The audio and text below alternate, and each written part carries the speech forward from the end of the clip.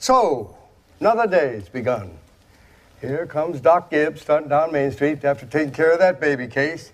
And here comes Miss Gibbs down to cook breakfast. Doc Gibbs died in 1930.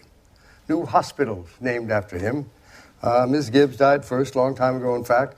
She went out to visit her daughter, Rebecca, who had married an insurance salesman in Canton, Ohio, and she died there, pneumonia. But her body was brought back here, and she's up there in the cemetery, along with a whole mess of Gibbses and Herseys. She was Julia Hersey before she married Julia.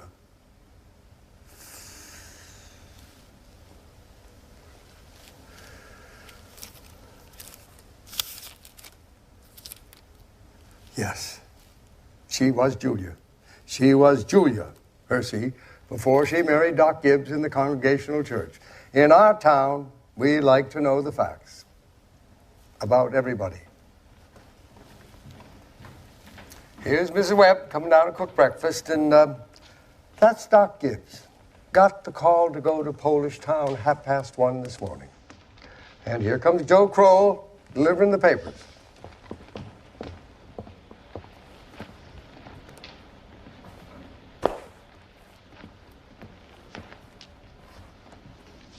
Morning, Doc. Morning, Joe. Want your paper now? Yes, I'll take it. Anybody been sick, Doc? No, some twins over in Polish Town, Joe. I see your teacher, Miss Foster's going to get married. Yes, sir. To a fella over in Concord. I declare. Well, how do you boys feel about that? Well, of course, it ain't none of my business. But I think if a person starts out a teacher, she ought to stay one. Sure.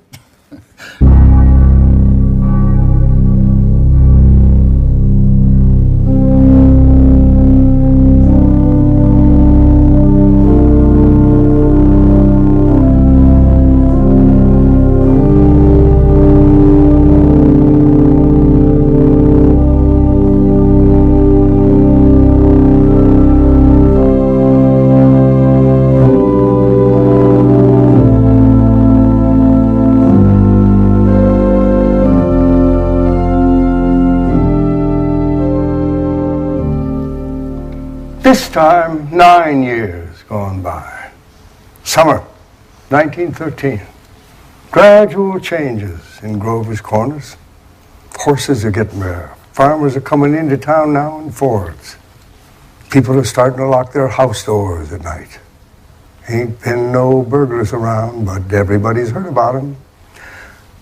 But for the most part, things don't change much around here. This is an important part of Grover's Corners. It's up on a hill, windy hill. Lots of clouds, lots of sky.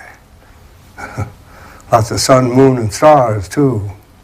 On a fine day, you can climb up here and just see range after range of hills. Awful blue they are up there by Lake Sunapee, Lake Winnipesaukee. Climb up even higher, see all the way to the White Mountains and Mount Washington, where Conway, North Conway is. This is a new part here.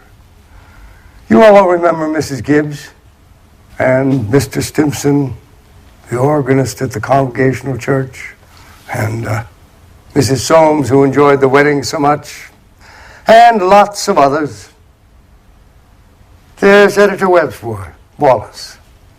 His appendix burst while he was on a Boy Scout trip to Crawford Notch. Yes, an awful lot of sorrow gets quieted down up here. People just wild with grief bring their relatives up this hill, and times. Rainy days, sunny days, snow. We all know how it is. A lot of thoughts come up here day and night. Ain't no post office. You know, there are some things that we all know, but we don't take them out much and look at them. We all know that something is eternal. And it ain't houses. It ain't names. It ain't the earth. It ain't the stars. We all know deep down that there is something eternal. And that something has to do with human beings. greatest people ever born have been telling us that for 5,000 years. But you would be surprised the number of people just let go of that fact. Yes, we all know in our bones that there is something eternal about every human being. The dead, they don't stay interested in us living very long. Gradually, they just let go, hold of the earth, and the ambitions they had, pleasures they had, things they suffered, people they loved. They get weaned away from earth. Well, that's the way I put it. They get weaned away. They stay here while that earth part of them burns away, just burns itself out. And all that time, they're just slowly losing interest in Grover's Corners. They're waiting. They're waiting for something they know is going to happen, something big and important. Aren't they waiting for that eternal part of them to just come out, clear? Some of the things that they say may be going to hurt your feelings, but that's the way it is.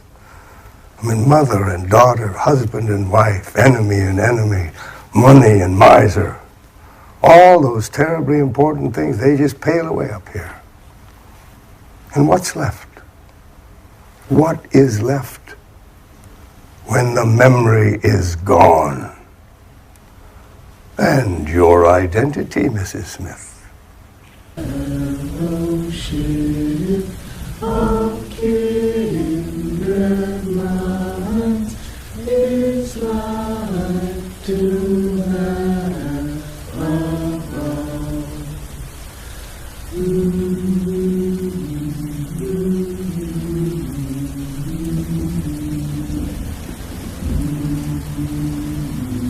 Hello.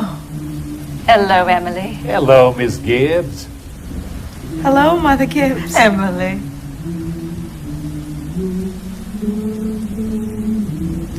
It's raining. Yes? They'll be gone soon, dear. Just rest yourself. It seems thousands and thousands of years since I...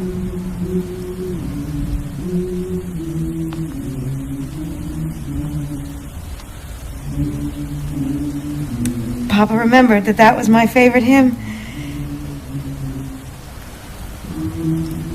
Oh, I wish I'd been here a long time. I don't like being new here. But Mother Gibbs, one can go back. One can go back there again into living. I feel it. I know it.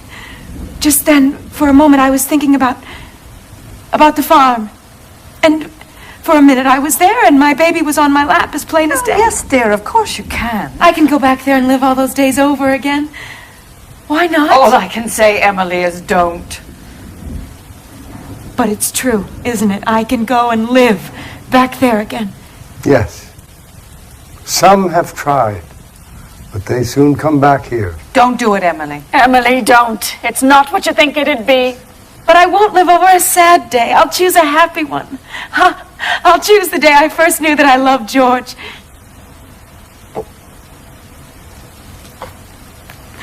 Oh, no. No, why should that be painful? Because you not only live it, you watch yourself living it. And as you do, you see the things that those people down there never know. Where's my girl? Where's my birthday girl? I can't go on. It goes so fast.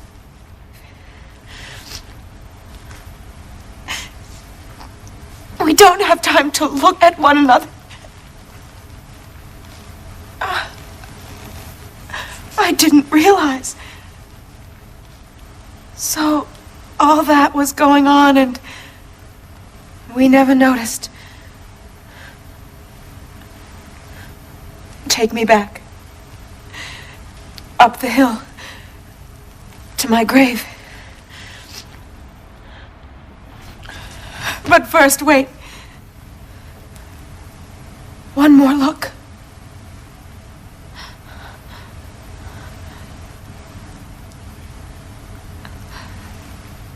Goodbye. Goodbye, world. Goodbye, Grover's Corners. Mama and Papa.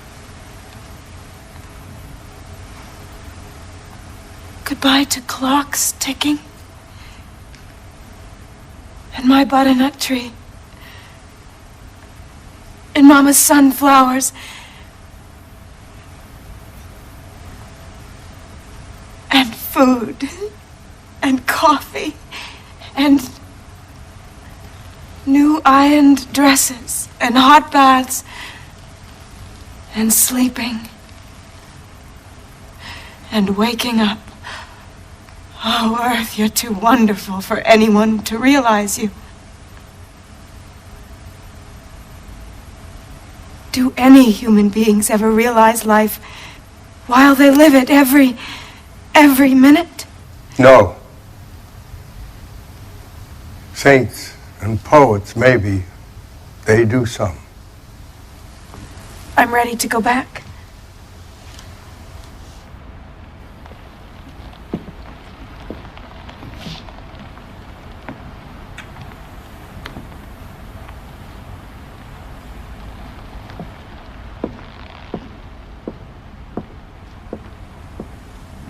Were you happy? No, I should have listened to you. That's all human beings are. Just blind people. Look, it's clearing up. The stars are coming out. Mother Gibbs, it's George. Shh, Emily, rest yourself. It's George. My boy Joel, who knew the stars, he used to say it took millions of years for that little speck of light to get down here to Earth. Don't seem how a body could believe it, but that's what he used to say. Millions of years.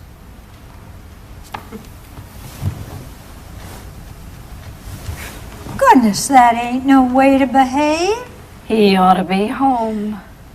Mother Gibbs, Yes, dear.